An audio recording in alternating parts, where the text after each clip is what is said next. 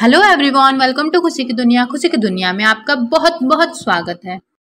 कभी कभी समझ ही नहीं आता कि कुछ लोग खुश कैसे रह लेते हैं। उनको हेल्थ इशू है, फाइनेंशियल इशू है, लाइफ में और ढेर सारी प्रॉब्लम है, रिलेशनशिप का इशू है, फिर भी उनके ना चेहरे पे सिकन ही नहीं होती। पता नहीं कैसे कर लेते हैं अपने आप को मैनेज। हम तो मूवी देखते हैं, बाहर हॉलीडे पे जाते हैं, मना के आते हैं, दोस्तों के साथ पार्टी करते हैं, बस उतनी ही खुशी, उसके बाद फिर वही ढाक के पात। तो ये हमेशा खुश कैसे रहा जाता है, कोई तो बताए। तो यहाँ पे हम इसीलिए आज की जो ऑडियो बुक समरी है, summary the power of now, a guide to spiritual alignment, जिसे लिखा गया है एकर टोले ने। और ये जो ऑडियो बुक समरी है, यहाँ पे हम लर्निंग्स को अपनी लाइफ में इम्प्लीमेंट कर सकते हैं। और बात हो अगर खुश रहने की, तो फिर अपने पास जो कितनी भी खुशी क्यों ना हो, लेकिन आई थिंक ये समरी आपको बहुत हेल्प करने आ रही है वाली है। क्योंकि एकर टोले अपनी लाइफ में ज़्यादातर डिप्रेस्ड रहे, परेशान रहे। वो जब 29 साल के थे तो अक्सर आधी रात में उनकी नींद टूट जाया करती थी। उन्हें अपनी लाइफ एकदम बेकार लगती थी, ऐसा लगता था कि जीने का अब कोई मतलब ही नहीं बचा है। रात के अंधेरे में उनको दूर से आती एक ट्रेन की आवाज़ सुनाई देती थी। लाइफ में अब उन्हें किसी भी चीज़ से प्यार या फिर अटैचमेंट नहीं रह गया था। ऐसे में उनके दिल से बस एक ही आवाज़ आती थी कि आखिर क्यों मैं इस तरह मर मर के जी रहा हूँ। एक चार्ट के पहले भी कई बार आधी रात को नींद टूटी थी, मगर वो रात जो थी ना, वो सबसे डरावनी थी। उस रात एक चार्ट के मन में बहुत भयंकर तूफान उठ रहा था। वो सब कुछ छोड़ छाड़ के हमेशा के लिए कहीं खो जाना चाह रहे थे, और सबसे दूर एक ऐसी जगह जाना चाहते थे जहाँ से कहीं भी कोई भी वापस नहीं आता। उनसे अब और बर्दाश्त नहीं हो रहा था। एकड़ एक गहरी उदासी में डूब गए थे। ऐसी कोई भी चीज़ नहीं थी जो उनके मन के खालीपन को भर पाती। ना फैमिली, ना फ्रेंड्स, और ना ही उनकी जॉब, कोई भी चीज़ नहीं। वो उस अंधेरे की तरह, डार्कनेस की तरफ बढ़ते ही जा रहे थे जो उनको अपनी तरफ खींच रहा था। अगली सुबह जब उनकी नींद टूटी तो उनको विंडो के बाहर में एक छोटी सी चिड़िया की चहचहाट सुनाई दी। आज से पहले उन्होंने कभी भी इस तरह की आवाज़ नहीं सुनी थी। उन्होंने धीरे से आंखें खोली और विंडो से आती हुई लाइट को देखा। वार्म सनलाइट उनके फेस पे पड़ रही थी, जो वो फील कर सकते थे। अचानक उनको सब कुछ अच्छा लगने लगा। उनकी आंखों में आंसू भर आए। उन्होंने अपने चारों तरफ देखा। उनको अपना कमरे की हर चीज नई लग रही थी। आज से पहले उन्होंने इन चीज़ों पे कभी गौर ही नहीं किया था। जिंदगी में फर्स्ट टाइम एकॉर्ड के घर के बाहर में उन्होंने चक्कर लगाया। उन्हें आज हर चीज़ बहुत ही खूबसूरत लग रही थी, जिंदगी से भरपूर। उन्हें लगा जैसे उन्होंने आज एक नया जन्म लिया है। उस दिन से उन्होंने रोज पार्क जाना स्टार्ट कर दिया। वो एक बेंच पे बैठ करके अपने चारों तरफ ब्यूटी को एंजॉय करते थे, नेचर को एंजॉय करते थे। पेड़, हवा, छोटे छोटे जानवर और सनलाइट, उन्हें हर चीज़ अच्छी लगने लगती थी। इस दुनिया में एकदम अकेले होकर के भी वो काफ़ी खुश थे। फिर जल्दी ऐसा हुआ कि लोग उनके पास में आकर के उनसे पूछने लगे कि आपकी इस हैप्पीनेस का सीक्रेट क्या है, आप खुश कैसे रहते हैं। क्योंकि हम भी आपकी तरह खुश रहना चाहते हैं, हम क्या करें। इस पर एकड़ उनको बोलते हैं कि खुशी तुम्हारे अंदर है, बस तुम्हारे दिमाग में इतना शोर भरा हुआ है कि तुम्हें अपनी खुशियों की आवाज़ सुनाई ही नहीं देती। धीरे धीरे एकड़ ने फील किया कि वो एकदम किसी स्पिरिचुअल टीचर की तरह बात करने लगे। आपको क्या चीज़ परेशान कर रही है, ऐसा क्या है जो आपके माइंड में चल रहा है? क्या आप फ्यूचर की चिंता में डूबे हैं? क्या आपको पास्ट का रिग्रेट सता रहा है कि आपने ऐसा क्यों किया था? क्या आप बोल सकते हैं कि आप एक भरपूर लाइफ जी रहे हैं? क्या कभी ऐसा हुआ है कि आपके मन में कोई चिंता या फिक्र नहीं थी? क्या कभी ऐसा हुआ कि आपने सिर्फ आज के बारे में सोचा हो? तो इन सभी सवालों के जवाब के साथ में इन समरी में हम अपने आज में जीना सीखेंगे। हम अपने आज के प्रेजेंट लाइफ को, इस खूबसूरत दुनिया को अप्रिशिएट करना सीखेंगे, उसमें खुशियाँ ढूंढना सीखेंगे। लाइफ के हर बिटरनेस, हर कड़वाहट को, दर्द को दूर करने का एक तरीका है। अपने डर को और गुस्से को दूर करना इतना भी मुश्किल नहीं है। इस समरी को पढ़ करके हम सीखेंगे कि अपनी प्रॉब्लम्स को कैसे फेस करें। आप भी चाहे तो अपनी ज़िंदगी में शांति ला सकते हैं, पीस ला सकते हैं। जब एकड़ ने अपनी लाइफ में ये सब कुछ सर्वाइव किया है, तो आप क्यों नहीं कर सकते। तो चलिए इस जर्नी को स्टार्ट करते हैं। तो सबसे पहले बात करते हैं कि you are not your mind, यानी कि एक बार एक बेगर, एक भिखारी था जो इस कहानी से 30 सालों से वो जो साइड वॉक में रहता आ रहा था। एक दिन सुबह जब एक स्ट्रेंजर यानी कि अजनबी वहां से गुजरा, तो बेगर ने अपनी बेसबॉल कैप उसके आगे रखते हुए पूछा, सर क्या कुछ पैसे मिल जाएंगे? मेरे पास तुम्हें देने के लिए पैसे नहीं है, वो आदमी बोला। उस आदमी ने नोटिस किया कि बेगर एक ओल्ड बॉक्स पे बैठा हुआ था। ये क्या है, उसने बेगर से पूछा। कुछ नहीं, बस एक बॉक्स है, ये तो काफी टाइम से यहाँ पड़ा हुआ है, बेगर बोला। क्या तुमने कभी इसे खोल करके देखा है, अजनबी ने पूछा। क्या फ़ायदा, ये तो खाली ही होगा, बेकर बोला। मगर जब इन स्ट्रेंजर्स ने इंसिस्ट किया कि उसे एक बार बॉक्स खोल करके देखना चाहिए, तो बेगर उसकी बात मान गया। वैसे बॉक्स काफ़ी पुराना था इसलिए खुल नहीं पा रहा था, मगर बेगर ट्राई करता रहा तो बॉक्स खुल गया। बेगर ने जैसे ही बॉक्स के अंदर देखा तो वो हैरान रह गया। जिस पुराने से बक्से में वो इतने सालों से बैठता आ रहा था वो असल में गोल्ड से भरा हुआ था। अब देखा जाए तो हम सब एक तरफ से उस बेगर, उस भिखारी की तरह है। हम बाहर की दुनिया देखते हैं मगर अपने अंदर झांकने की कभी कोशिश ही नहीं करते। हम बाहर अपनी खुशियाँ तलाशते हैं, हम सभी को प्यार और सिक्योरिटी की ज़रूरत होती है, मगर हम ये भूल जाते हैं कि हमारे अंदर भी एक खजाना छुपा हुआ है, एक ऐसा खजाना जो हमें कोई और नहीं दे सकता। तो सवाल ये है कि असली खजाना आखिर है क्या? असली खजाना है अपने अंदर की शांति को महसूस करना, हम जैसे हैं वैसे खुद को एक्सेप्ट करना, स्वीकार करना, अपने असली नेचर के साथ में खुश रहना। पास्ट के रिग्रेट और फ्यूचर की चिंता से दूर अपने आज में खुश रहना ही असली दौलत है। क्योंकि हम अगर अपने आज में खुश हैं तो हम वाकई में खुश रहेंगे। एक बार जब ये खजाना आपको मिल जाता है तो फिर कभी भी आप बाहरी दुनिया की झूठी चमक दमक में नहीं पड़ेंगे। आप अपने में इतने मस्त रहेंगे कि दुनिया आपको एकदम अलग नजर आने लगेगी। फिर ना तो बीते हुए कल का दुख होगा और ना ही आने वाले कल की चिंता होगी। असली सोना आपके अंदर ही है, बस एक बार अपने अंदर झांक के तो देखो। तो इसी कहानी के साथ में आगे बात करते हैं consciousness, the way out of pain. चलिए समझते हैं इसको। उस बॉक्स को कैसे खोलेंगे आप जो आपके पास में है, कैसे आप अपने अंदर छुपा हुआ गोल्ड को बाहर निकालेंगे। तो सबसे पहले ना ये जानना जरूरी है कि आप क्यों परेशान रहते हो। ऐसा क्या है जो आपको जीने नहीं दे रहा है, आपके दर्द की वजह क्या है। आपको अपनी उदासी की वजह मालूम करनी होगी। जरा ये सोचिए कि अगर दुनिया में इंसान होते ही नहीं तो क्या होता, सिर्फ जानवर और पेड़ पौधे होते, राइट। तो क्या पास्ट या फ्यूचर होता, तब टाइम जैसे कोई भी चीज़ होती क्या। ईगल क्या ये पूछती टाइम, ये क्या जैसे ईगल क्या ये आपसे पूछती कि टाइम क्या हुआ जरा बताना, या फिर ओक का पेड़ आपसे सोचता कि आज मैंने कौन सी तारीख है आज की। असल में प्लांट्स और एनिमल्स के लिए टाइम या डेट जैसी कोई चीज़ भी मैटर नहीं करती। उन्हें क्या लेना देना पास्ट या फ्यूचर से, उनके लिए तो जो टाइम है आज है और अभी है। पेड़ पौधे और जानवर अपने प्रेजेंट को जीते हैं, अपने वर्तमान में जीते हैं। जरा सोचिए कितना वंडरफुल है बिना किसी रिग्रेट और परेशानी के जीना। कोई फिक्र नहीं और ना ही कोई दुख परेशानी। यही होता है अपने प्रेजेंट में, अपने वर्तमान में जीना, जो कि हम भूल चुके हैं।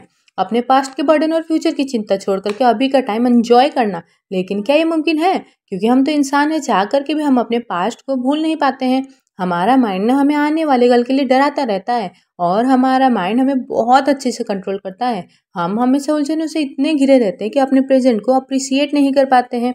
और हमारे दुख की असली वजह यही है कि हम खुद भी उदासी को अपनी लाइफ में इनवाइट करते हैं। अब आप बोलेंगे कि प्रेजेंट में तो कुछ अच्छा नहीं है, सिर्फ दुख है, परेशानी है, मगर क्या वाकई में ये सच है? आप शायद पास्ट के इन्फ्लुएंस में आकर के ऐसा बोल रहे होंगे, लेकिन आपको पास्ट को भूल करके प्रेजेंट में ध्यान देना होगा। आपका आज जैसा भी है उसे एक्सेप्ट करिए, स्वीकार करिए, अपने आज को सुधारिए। इसे अपना दुश्मन नहीं दोस्त समझिए। एक बार कोशिश तो करिए, फिर देखिए कि कैसे आपकी लाइफ को ट्रांसफॉर्म करता है ये। तो इसी बढ़िया इसी बात के साथ में अब आगे बात करते हैं moving deeply into the now. यानी कि क्या कभी आपने सोचा है लोग कार रेसिंग या फिर माउंटेन क्लाइंबिंग जैसे एक्टिविटीज क्यों पसंद करते हैं? वो इसीलिए क्योंकि उन्हें लगता है कि वो प्रेजेंट मोमेंट में है। कितनी अजीब बात है ना ये। लोगों को प्रेजेंट मोमेंट फील करने के लिए कोई पर्टिकुलर एक्टिविटी करनी पड़ती है। एग्जैक्टली यही रीजन है कि अक्सर लोग खुश रहने के मौके ढूंढते हैं। एक जैन मास्टर थे, एक बार उन्होंने अपने स्टूडेंट से पूछा कि इस वक्त किस चीज़ की कमी है। सारे स्टूडेंट सोच में पड़ गए कि इस सवाल का जवाब हो क्या होगा। सब शांत होकर के सोच रहे थे। बस यही वो चीज़ थी जो शोर में नहीं मिलती, यानी शांति। किसी को भी शांति रखने की कितनी सिंपल सी एक्सरसाइज है। और कहने का मतलब ये है कि आपको अपने अंदर की शांति और खूबसूरती महसूस करने के लिए ऊंचे पहाड़ पर चढ़ने की ज़रूरत नहीं है। काम पर जाते हुए या फिर सिटी का चक्कर लगाते हुए आपने रास्ते में कई सारे पेड़ देखे होंगे। आपने इन पेड़ पौधों को शायद ही कभी नोटिस किया होगा, क्योंकि अक्सर हम लोग अपनी ही परेशानियों में खोए रहते हैं।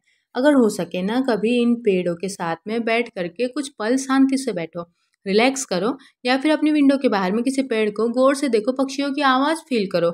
आपको कुछ डिफरेंट फील होगा। आप देखेंगे कि पेड़ पौधे कितने ब्राइट और कितने कलरफुल हैं। ये आपके वर्क प्लेस और घर के पास में से किसी भी इमेज में से कितनी डिफरेंट है। बेशक उस टाइम या उस मोमेंट में ही सही, इन मोमेंट को फील करिए। पेड़ों की फ्रेश एयर में सांस लीजिए। आप फील करेंगे कि आपका माइंड रिलैक्स हो गया है। वो सारी परेशानियां जो कुछ टाइम पहले आपके दिमाग में थी, आपके माइंड में थी, उन सबको आप कुछ देर के लिए एकदम भूल गए हैं।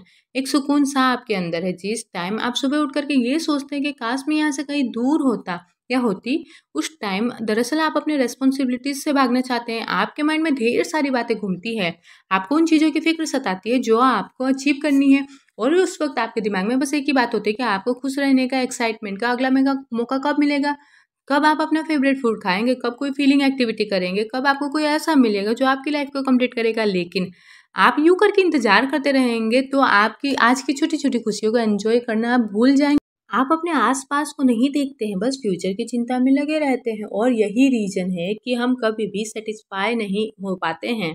तो इस अच्छी सी लर्निंग को समझने के बाद में अब आगे बात करते हैं, ये संतुष्टि हमको कैसे मिलेगी। इसके लिए हमको कुछ स्ट्रैटेजी को अवॉइड करना पड़ेगा। चलिए और एक चीज़ समझते हैं, mind strategy for avoiding the now. यानी कि साइकोलॉजिस्ट कॉल जंग एक बार एक नेवेंट अमेरिकन ट्राइबल से बात कर रहे थे, लीडर से बात करते। ट्राइबल चीफ ने जंग को बताया कि गोरे लोगों को बड़े क्रूअल नेचर और नेगेटिव एटीट्यूड वाले होते हैं वो लोग। ट्राइबल चीफ का ये भी कहना था कि वाइट लोगों को हमेशा कुछ ना कुछ चाहिए होता है, ऐसा लगता है जैसे उनकी लाइफ में कुछ मिसिंग है। ये वाइट लोग हमेशा पागलों की तरह रेस्टलेस और अनईजी रहते हैं। आप भी ना शायद कभी इस स्टोरी के वाइट लोगों की तरह फील करते होंगे। लेकिन क्या आप कभी एक मिनट रुक करके खुद से पूछने की कोशिश करेंगे, क्या इस वक्त मैं पूरी तरह रिलैक्स हूँ? क्योंकि कई बार हमारे थॉट्स हमको पूरी तरह कंट्रोल कर लेते हैं। हम आपको वो रीजन बताते हैं कि क्यों आपका माइंड आपको रोकता है अपने आज को, अपने नाव को, अपने प्रेजेंट को एंजॉय करने से। तो इसका पहला रीजन है रिजेंटमेंट, यानी कि अपने जॉब को लेकर के या फिर अपने कोई इंसान को लेकर के, किसी काम को लेकर के आपके दिल में जो कड़वाहट होती है, बिटरनेस होती है। हमें कई बार ऐसा लगता है कि हम ऑफिस में बहुत ज़्यादा लोड ले रहे हैं, या फिर कोई कलीग हमको इरिटेट कर रहा है, परेशान कर रहा है। ये चीज़ें हमारे अंदर कड़वाहट और खटास पैदा करती है। लेकिन इसका कोई फ़ायदा नहीं है, आप इन चीज़ों को लेकर के नेगेटिव नहीं हो सकते। बेटर होगा कि आप सिचुएशन को चेंज करने की कोशिश करें। जो चीज़ आपको डिस्टर्ब करने की कोशिश कर रही है, आप उसको रोक सकते हैं। ये आपके हाथों में है कि आप उस इंसान के पास में जाकर के खुल के बातें करें। जो चीज़ आपको इरिटेट करती है, उसको रोकने की पहल आप खुद कर सकते हैं। आप खुद को नेगेटिव फील होने से रोक सकते हैं। ये एकदम अपने हाथ में है। ये बिल्कुल उसी तरह है जैसे कि अपने कंधे पर कोई भारी चीज़ रखी हो, जस्ट ड्रॉप इट। उस भारी चीज़ को छोड़ दीजिए अभी के अभी। जब भी आपको नेगेटिव फीलिंग आए, उसी वक्त नेगेटिविटी को अपने दिल से निकाल फेंकिए और एक फ्रेश शुरुआत करिए, नई शुरुआत करिए। कंप्लेन यानी कि शिकायत करने के बजाय अपने दिल का बोझ उतार करके फेंक दीजिए। असल में देखा जाए तो बेकार की चीज़ों को अपनी लाइफ से रिमूव करके सिचुएशन को अपने कंट्रोल में करना इतना भी मुश्किल नहीं है। सेकेंड रीजन जो आप इस पर कोई एंजॉय नहीं कर पाते, वो एक इनएक्शन, यानी कि कुछ नहीं करना। अगर कोई सिचुएशन आपको दुखी करती है तो आप उनको चेंज कर सकते हैं या एक्सेप्ट कर सकते हैं। यहाँ तक कि आप अपने रॉन्ग डिसीजन से भी काफ़ी कुछ सीख सकते हैं। हमारे पास 3 चॉइस है, छोड़ दो, चेंज करो या एक्सेप्ट करो। तो आप किसी भी सिचुएशन को या तो एक्सेप्ट कर सकते हैं। ऐसा कई लोग करते हैं जिन्हें फ्यूचर से कई उम्मीद रहती है, लेकिन जो आपके पास है उसके लिए ऊपर वादे का शुक्रिया करिए, शुक्रिया अदा करिए, तभी आप रियल खुशी को अचीव कर पाएंगे। इमेजिन करिए कि आप किसी लाइन में लगे हुए हैं, तभी आपके पीछे खड़े लोगों का शोर सुनाई देता है। लोग शोर कर रहे हैं, इरिटेट कर रहे हैं और नेगेटिव बातें भी कर रहे हैं, मगर आप शांत हैं। जब काउंटर पर आपका नंबर आता है तो अटेंडेंट आपसे बोलता है, सॉरी आपको इंतजार करना पड़ा। तो आप बोल सकते हो कि कोई बात नहीं, मुझे वेट करने में कोई प्रॉब्लम नहीं हुई, मैं तो बस एंजॉय कर रहा था। वैसे ये बात सुनने में कितनी प्यारी लग रही है ना। ये रियल में अप्लाई करेंगे तो आप इस बात की गहराई को समझ पाएंगे, फील कर पाएंगे कि ये कितनी पॉजिटिव बात है। तो चलिए इसी के साथ आगे बात करते हैं, द स्टेट ऑफ प्रेजेंस। अब इसके लिए हमको क्या करना है, कैसे अचीव करना है, चलिए समझते हैं। उसके लिए जरा अपनी आंखें बंद करिए और कॉन्सेंट्रेट करने की कोशिश करिए। खुद से पूछिए कि मेरा अगला थॉट्स क्या होगा। खुद को अगले थॉट्स के लिए, नेक्स्ट थॉट के लिए अलर्ट रखिए जो आपके माइंड में किसी भी टाइम आ सकता है। जैसे कोई बिल्ली चूहे बात कर रहे हैं, आप नोटिस करेंगे कि एक नए थॉट्स के चक्कर में आप अलर्ट होकर के इंतजार कर रहे हैं, क्योंकि आप भी स्टेट ऑफ प्रेजेंस में हैं। इस टाइम आपको और कोई ख्याल नहीं आ रहा है, ना ही कोई टेंशन, ना रिग्रेट। तभी आपका कंसंट्रेशन फेड होने लगता है और आपकी अलर्टनेस कम हो जाती है। दिमाग में फिर से खलबली मस्ती और शांति भंग हो जाती है और आप फिर से एक बार अपनी अभी की दुनिया में लौट आते हैं। स्टेट ऑफ प्रेजेंस सिखाने के लिए जैन मास्टर एक वुडन स्टिक लेकर के अपनी स्टूडेंट पर अचानक से पीछे से अटैक करते हैं। अगर अगर कोई स्टूडेंट कंसंट्रेशन नहीं कर पा रहा है या फिर उसके माइंड में कुछ चल रहा है तो वो एकदम से रिएक्ट करेगा, मगर जो स्टूडेंट अलर्ट होगा उसे जैन मास्टर के प्रेजेंस का पता चल जाएगा, उसे फील हो जाएगा कि क्या होने वाला है, इसीलिए वो ऑलरेडी रेडी रहेगा और किसी भी अटैक से खुद को बचा लेगा। तो ठीक इसी तरीके से अगर आप प्रेजेंट और अलर्ट नहीं होंगे तो आप अपने कॉन्शियसनेस में डीपली नहीं जाएंगे तो आपके थॉट्स आपको ऐसे ही खींचते रहेंगे। जैसे नदी में कोई लकड़ी बहती चली जाती है, तो डीपली रोटेट का मतलब है अपनी बॉडी और माइंड पे पूरा कंट्रोल, यानी अपने सराउंडिंग को लेकर के पूरी तरीके से अवेयर रहना। तो बस आपको यही करना है। तो चलिए अब आगे समझते हैं द इनर बॉडी के बारे में। आप अपने इनर बॉडी के साथ कैसे कनेक्ट करते हैं, इसके लिए एक बार फिर अपने आंखों को बंद करिए और रिलैक्स हो जाइए। गहरी सांस लीजिए, अपनी बॉडी को अपने मन की आंखों से देखिए। हर सांस के साथ में अपने सीने को उठता और गिरता देखिए। क्या आपको कुछ फील हो रहा है? आपके लंग्स कैसे काम कर रहे हैं? क्या आपको लगा कि आप इस पल में जी रहे हैं? क्या आपको अपनी बॉडी की पावर फील हुई? क्या आपको एहसास हुआ कि आप अपने आप में एक स्ट्रॉन्ग एनर्जी का सोर्स है? एक बार करने के बाद आपको रियलाइज होगा कि आप कितना कुछ कर सकते हैं।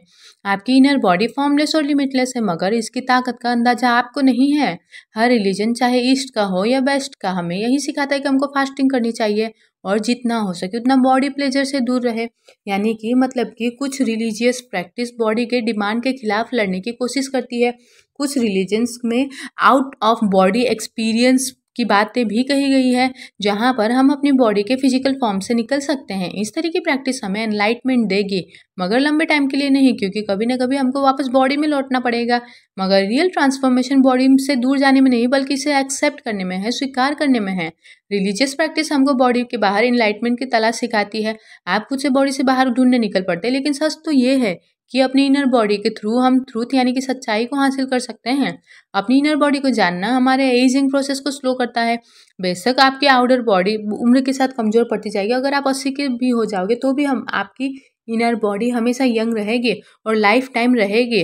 आप और ज़्यादा लाइट और फुल ऑफ एनर्जी फील करोगे। अपनी इनर बॉडी को जानने से हमारा इम्यून सिस्टम भी स्ट्रांग होता है, क्योंकि हमारी बॉडी के अंदर जो कुछ भी होता है उसे लेकर के हम कॉन्शियस रहते हैं। आप किसी बुरी आदत के शिकार नहीं होंगे और ना ही किसी के नेगेटिव इन्फ्लुएंस में आएंगे। गुस्सा, डर या डिप्रेशन जैसी चीज़ों से भी आप खुद को ईजिली बचा सकते हैं। तो अपनी इनर बॉडी को देखने की प्रैक्टिस स्टार्ट करिए धीरे धीरे। इसी के साथ हम आगे बढ़ते हैं पोर्टल्स इनटू द अनमैनिफेस्टेड। अब ये क्या है, चलिए समझते हैं। अनमैनिफेस्टेड क्या है, पहले इसकी बात करते हैं। इसे हम ची से लिंक कर सकते हैं, जो कि यूनिवर्सल लाइफ एनर्जी है। ची एक नदी की तरह है जो यूनिवर्स से हर एक लाइफ फॉर्म में बहती है और वापस यूनिवर्स में लौट जाती है। जब हम अपनी इनर बॉडी में डीप यानी कि गहरे चले जाते हैं, तो हम इसी एनर्जी सिस्टम के साथ में मिल जाते हैं। ची नदी की तरह बहती जाती है, जबकि अनमैनिफेस्टेड शांत बना रहता है।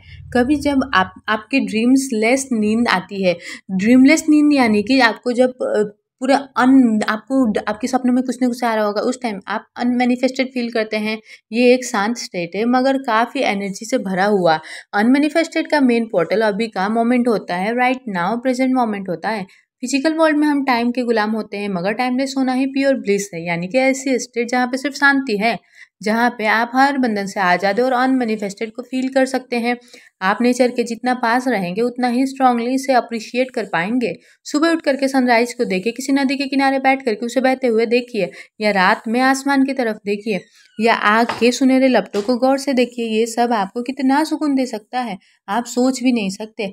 जब आप नेचर को देखते हैं उस वक्त आपका माइंड एकदम फ्री होता है, आपको वक्त का पता ही नहीं चलता। इस टाइम में आप टाइम के गुलाम नहीं होते, आप सिर्फ उस वक्त में मौजूद रहते हैं और उसे इंटेंसली फील करते हैं, इंटेंशन से। इसीलिए ये सीखना ज़रूरी है कि हमको नेचर के सामने खुद को सरेंडर करना है। कैसे करना है, हर उस चीज़ से अपने अंदर से निकाल फेंकिए उस चीज़ को जो आपको अभी इस वक्त आपको एंजॉय करने से रोक रहा है। इस वक्त में खुद को सरेंडर करके देखिए, आप खुद को और ज़्यादा लाइट महसूस करेंगे।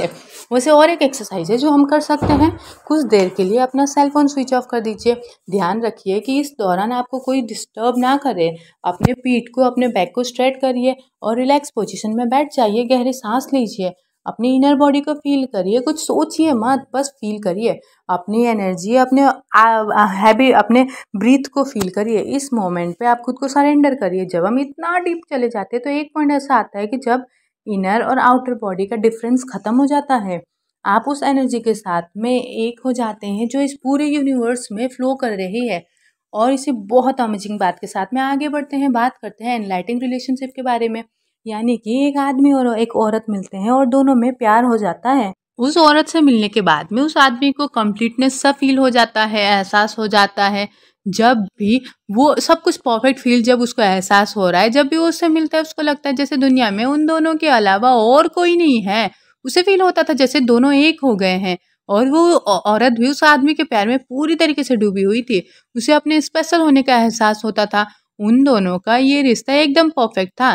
फिर वो आदमी धीरे-धीरे डिमांडिंग होने लगा और उस औरत के प्यार का नशा उस पर कुछ ऐसा हो चढ़ा कि वो उसे लेकर के पॉजेसिव हो गया। उसे डर था कि कहीं वो उसे छोड़ करके चली ना जाए और वो औरत भी जेलस और पॉजेसिव फील करने लगी। वो उसे ब्लैकमेल करती थी कि उस पर इल्ज़ाम लगाती थी कि रिलेशनशिप की शुरुआत में दोनों में बड़ा प्यार था, मगर थोड़े दिनों बाद ही उनके रिश्ते में ऐसे दरार पड़ने लगी। तो अब उनके बीच में लव हेट रिलेशन था। कभी दोनों एक दूसरे के बहुत करीब आ जाते, कभी दोनों से नफरत करने लगते। वो दोनों कभी एक दूसरे को हर्ट करते तो कभी एक हो जाते थे। और इसी वजह से अब उनके रिश्ते में आनंद, प्यार, सुख से ज़्यादा तकलीफ थी। उनके बीच खुशियों की जगह अब दर्द था और एक दिन फाइनली दोनों के बीच में ब्रेकअप हो गया। तो कभी क्या उन दोनों के बीच में प्यार था या नहीं, या सिर्फ अट्रैक्शन था? दोनों को एक दूसरे की सिर्फ एडिक्शन थी, जैसे कि अक्सर लोगों को किसी फूड, अल्कोहल या फिर ड्रग्स की होती है। तो आप जब किसी को अपना पेन रिलीफ करने के लिए, अपने अंदर के खालीपन को भरने के लिए चाहते हो, तो ऐसे रिश्तों का यही हाल होता है। और एक बार एक्साइटमेंट खत्म हो जाने के बाद में जो सैडनेस होती है, जो दुख होता है, उसकी कोई इंतहा नहीं होती। मगर सवाल ये है कि एक एनलाइटिंग रिश्ता कैसे बनाया जाए? हम किसी के साथ में कैसे हमेशा खुश रहें? तो इसका सिंपल सा जवाब है कि जिसे भी हम चाहे उसे पूरे दिल से एक्सेप्ट करिए, स्वीकार करिए। उसकी कमियों और उसकी खूबियों के साथ में उसे चेंज करने की कोशिश ना करें, उसे वैसे ही अपनाइए जैसे उसका ट्रू नेचर है। जब आप किसी को बदलने की कोशिश करते तो वही सारे दर्द की वजह है। इसीलिए एक्सेप्टेंस हमें और ज़्यादा प्यार और खुशी के साथ में एक पीसफुल लाइफ जीने के लिए इंस्पायर करता है। मगर सच्चा प्यार आखिर होता क्या है? अगर कोई अकेला है बिना किसी पार्टनर के, तो उसे क्या सच्चा प्यार नहीं मिलेगा? क्या प्यार किसी दूसरे से ही हो सकता है, खुद से नहीं? तो इसका जवाब ये है कि हम सब के अंदर सच्चा प्यार छुपा हुआ है, जिसे बाहर ढूंढने की जरूरत नहीं है। ट्रू लव के मायने है अपने आज में जीना, अपने आप से और अपने आसपास की हर चीज से प्यार करना ही ट्रू लव है। और ये बात सच है क्योंकि सच्चा प्यार कभी छोड़ के नहीं जाता और ना ही नफरत में बदलता है। सच्चा प्यार हमेशा हमेशा के लिए जिंदा रहता है। और इसी के साथ में अब बात करते हैं beyond happiness and unhappiness there is peace. तो इसे समझने के लिए और एक कहानी सुनते हैं। तो एक आदमी था जो काफी बीमार था, अपने डेथ बेड पे पड़ा हुआ मौत का इंतजार कर रहा था। हालांकि उसकी हालत काफी ज्यादा सीरियस थी, फिर भी उसने किसी रेडिकल ट्रीटमेंट या ऑपरेशन के लिए मना कर दिया था। उस आदमी का एक लॉन्ग प्रोडक्टिव करियर रहा था। उसने अपनी जिंदगी में काफी सारे लोगों की हेल्प की थी और काफी कुछ अचीव किया था। उसके लास्ट टाइम में उसके रिलेटिव्स और करीब लोग उसके पास आकर के रोने लगे, मगर वो एकदम शांत था। उस वक्त उसे कितना पेन हो रहा था सिर्फ वही समझ सकता है। उसने बड़ी शांति से उन लोगों की तरफ देखा जो उसे मिलने आए थे। फिर धीरे से उसने आखिरी बार अपनी आंखें बंद की और हमेशा के लिए गहरी नींद में सो गया। तो इस कहानी के बारे में जान करके आपको क्या लगता है? क्या मौत हमेशा ही दर्दनाक होती है? क्या हमें मौत से डरना चाहिए? आप कैसे कह सकते हैं कि कोई चीज वाकई में पॉजिटिव है या नेगेटिव है? ऐसे बहुत सारे लोग हैं जो अपने मिस्टेक्स, अपने लॉस के लिए ग्रेटफुल है, डिजेबिलिटीज के लिए भी ग्रेटफुल है, क्योंकि लोगों का मानना है कि नेगेटिव सिचुएशन उनकी सबसे बड़ी टीचर है। अपने कॉन्शियसनेस के साथ में उन्होंने अपनी लाइफ को नेगेटिव सिचुएशंस को पॉजिटिव में बदला। जब आप अपने प्रेजेंट में रहते हैं तो आपके बाद में पास में पॉजिटिव या फिर नेगेटिव कुछ नहीं होता। तब आप चीज़ों को एज इट इज़ एक्सेप्ट करते हैं। तब आप बैड सिचुएशन को ये बोल करके इग्नोर नहीं करते कि हर चीज़ परफेक्ट है, क्योंकि आप चीज़ों को होने दे रहे हैं। जैसे कि उस पर्सन ने एक्सेप्ट कर लिया था अपने डेथ को और वो पीसफुली इस दुनिया से चला गया। उसको कोई डर या रिग्रेट नहीं था। मरते टाइम उसके फेस पे शांति थी। अब जैसे मान लीजिए कि आप सुबह ऑफिस लेट पहुंचते हैं कि रास्ते में ट्रैफिक था। अब आप ट्रैफिक को ब्लेम करेंगे, ड्राइवर्स को ब्लेम करेंगे जो आपके आगे थे। आप बोलेंगे कि आपके पास बहुत काम है, बहुत सारा प्रेशर है आपके पास, जिसकी वजह से आप फैमिली के साथ टाइम नहीं स्पेंड कर पा रहे हैं। घड़ी की सुई चलती जा रही है और बॉस आपका इंतजार कर रहा है। आपका माइंड परेशान है जिसकी वजह से आप रिलैक्स नहीं कर पा रहे हैं। तो अब आप क्या करेंगे? आपको क्या पैनिक होना चाहिए? बिल्कुल नहीं। 1 मिनट में ये ड्रामा खत्म हो सकता है। अपनी सीट पे जा करके बैठो और एक गहरी सांस अंदर लो, सांस बाहर छोड़ो। कुछ देर तक यूं ही डीप ब्रीथिंग करते रहो, ये आपको रिलैक्स करेगा। सब कुछ भूल करके आपके सामने जो काम है उस पर फोकस करो। फिर एक के बाद एक आपका काम फिनिश होता जाएगा। जो काम अभी करना है उसको अभी करो, जो बाद में हो सकता है उसको छोड़ दो। जैसा कि बाइबल की कहावत है, कल की चिंता तुम मत करो, कल अपना ख्याल खुद ही रख लेगा। और इसी बढ़िया सी कहावत के साथ में आगे बात करते हैं द मीनिंग ऑफ सरेंडर। यानी सरेंडर का मतलब क्या है? सरेंडर का मतलब जो अभी आपके पास अभी हो रहा है उसे किसी डर या फिर गुस्से या बिटरनेस के बिना एक्सेप्ट करो यानी लाइफ जैसे अभी है उसको वैसे ही एक्सेप्ट करना सीखो। जब कुछ गलत होने लगे तो आपको सरेंडर करना सीखना होगा। उस वक्त जो सिचुएशन होगा उसका सोल्यूशन आप नेगेटिव हुए बगैर निकाल सकते हैं। जैसे कि मान लीजिए आप कीचड़ में फंस गए हैं, अब यहाँ पे सरेंडर करने का मतलब ये नहीं कि आप कीचड़ में ही फंसे रहोगे, बल्कि ये मतलब है कि आप इस सिचुएशन को इग्नोर ना करो। आपको एक्सेप्ट करना होगा कि आप कीचड़ में धंस गए हो और अब आपको बाहर निकलना है, तो ये रियलिटी है। मगर इसके लिए किसी और को ब्लेम करना, गुस्सा करना गलत बात होगी, क्योंकि ऐसा करके आपको कोई फायदा नहीं होने वाला है। अब जरा सोचिए, आप नाइट में वॉक करने निकले हो और बाहर काफ़ी कोहरा है, जिसकी वजह से आपको कुछ क्लियर नहीं दिख पा रहा है, और इसी वजह से आपके पास में एक पावरफुल फ्लैश लाइट है जिसकी मदद से आप आगे बढ़ते जा रहे हो। तो ठीक यही सिचुएशन आपकी ज़िंदगी में भी है। ये घना कोहरा हमारी ज़िंदगी के डिफ़िकल्ट सिचुएशंस होते हैं, मगर जो हमारे हाथ में फ्लैश लाइट है वो हमारा कॉन्शियसनेस है, जिससे हम अपना रास्ता बनाते हुए आगे बढ़ते हैं। इस पावरफुल लाइट के साथ में चलना कितना आसान हो जाता है, ये आपको चलने में हेल्प करता है और आप अपने नाइट वॉक जॉय कर पाते हैं। जब हम अपनी सिचुएशन के साथ में सरेंडर करने से इनकार करते हैं तो ये दुनिया हमें नेगेटिव लगने लगती है। आपको हर टाइम यही डर रखता है कि आगे क्या होगा, अगर कोई डिजास्टर हुआ तो, अगर कोई बड़ी मुसीबत आई तो आप हर किसी पे शक करने लगते हैं। आपको खुद पे भी यकीन नहीं रहता और इसका इफेक्ट आपके फिजिकल बॉडी पर भी पड़ता है। आपकी बॉडी वीक हो जाती है, आपका शरीर कमजोर हो जाता है, आपको लगता है कि जैसे आप बीमार हो। जब भी आपको लगे कि आप इस तरीके के कोहरे में खो रहे हो तो याद रखिए, एक पावरफुल फ्लैश लाइट आपके अंदर ही मौजूद है, बाहर नहीं। आप शायद ये बोलो कि लाइफ में इतनी चीजें होती, लेकिन हम कहेंगे कि सिर्फ उसी पे फोकस करो जो अभी आपके सामने है। यानी अपने आज पे फोकस करो, उसे हर हाल में सरेंडर करो और एक्सेप्ट करो, और फिर उस पर एक्शन लो। यानी कि सरेंडर का ऑपोजिट होता है रिजेक्शन, यानी कि रिजेक्टनेस, यानी ब्लेमिंग, रिग्रेट और फिर फियरफुलनेस, और ये सब सारी फीलिंग्स हमको नेगेटिव बना देती है। तो इससे बेटर है कि आप इन पे कंट्रोल करो, नेगेटिव इमोशन को अपने आसपास भी ना आने दे, और पूरी तरह कॉन्शियस होने पर ही आप कोई बढ़िया सोल्यूशन सोच पाएंगे। इस मोमेंट में शायद आप भी प्रॉब्लम के कीचड़ में फंसे होने की वजह से अपने पेरेंट्स, अपने सोसाइटी और अपनी हालत को ब्लेम कर रहे होंगे। आप अपने उन सारे गलत डिसीजन के बारे में सोच रहे होंगे जो आपने लाइफ में लिए हैं। आप सोच रहे होंगे कि यही आपकी लाइफ है, आपका कुछ नहीं हो सकता और आपके प्रॉब्लम कभी भी दूर नहीं हो सकती। लेकिन एक मिनट रुकिए, पहले गहरी सांस लीजिए। आपको सरेंडर करने की ज़रूरत है। खुद को बोलिए कि मैं कीचड़ में फंसा हूँ, मगर मैं इससे ज़रूर बाहर निकलूंगा और मैं गिव अप नहीं करूँगा। फिर आप अपने पैर हिलाते और सीधे खड़े होने की कोशिश करते हैं। बस फिर क्या, आप कीचड़ से बाहर निकल आते हैं। बस इतना ही तो करना था। इसीलिए अपने आज में ही जीने की कोशिश करें और हमेशा खुश रहें। इन्हीं सारी बातों के साथ में अब टाइम आ गया इस समरी के कंक्लूजन का। हमने इस बुक में पावर ऑफ नाउ के बारे में इन्फॉर्म पढ़ा। अब आप भी अपने पास्ट को भूल करके अपने आज को एंजॉय कर सकते हैं। फ्यूचर की टेंशन को में दूर रह करके अपने प्रेजेंट में खुश रहिए। जो आज आपको मिला है उसको फुल्ली यूटिलाइज करिए। जो है आपके पास में, इसके अलावा कोई और टाइम आपके हाथ में है ही नहीं। जिस खजाने की तलाश आप कई सालों से करते आ रहे हैं वो तो आपके अंदर ही छुपा हुआ है। इसीलिए आज से अपनी अच्छाइयों को देखना स्टार्ट कर दीजिए। जो आपको मिला है उसके लिए हमेशा ग्रेटफुल फील करिए। ये पॉसिबल है कि आपको लाइफ में काफ़ी सारे चैलेंजेस फेल करने पड़ेंगे, मगर जब आप उसको एक्सेप्ट करना सीख जाएंगे तो हर मुश्किल आसान हो जाएगा। एक राइट माइंडसेट के साथ में आप किसी भी प्रॉब्लम को फेस करने की पावर रखते हैं। याद रखना, आप एक बड़ी नदी की छोटी सी धारा हैं। आप एक यूनिवर्स का पार्ट हैं। इसीलिए आज से ही आप अपने प्रेजेंट में रहना सीखो, अपने साथ साथ औरों की लाइफ भी पीसफुल बनाओ। तो इन्हीं सारी बातों के साथ में मुद्दा मामला ये है कि जो है वो आज में है, जो है वो आपके भीतर है, जो है वो आपके पास है। फिर कहाँ है कि टेंशन के बाहर कौन क्या कह रहा है, उसने क्या कर दिया, वो क्या बोला। अरे अंदर जाओ, अंदर देखो, अपने अंदर क्या आवाज आ रही है उसको सुनने की कोशिश करो। और आप जैसे हो, जैसे आपकी बॉडी है, जैसे आपका कलर है, जैसे आपका स्वभाव है, आप परफेक्ट हैं। अपने आप से प्यार करिए और अपने आज पे फोकस करिए, क्योंकि यही है आज की power, the power of now. इसी के साथ ये समरी तो यहीं पे ख़त्म होती है। लेकिन हाँ, आपको ये समरी कैसी लगी और कोई अगर समरी आपको सुननी है दूसरी कोई भी, आप कमेंट बॉक्स पर मैसेज कर सकते हैं। Thank you for listening this audio. Thank you so much.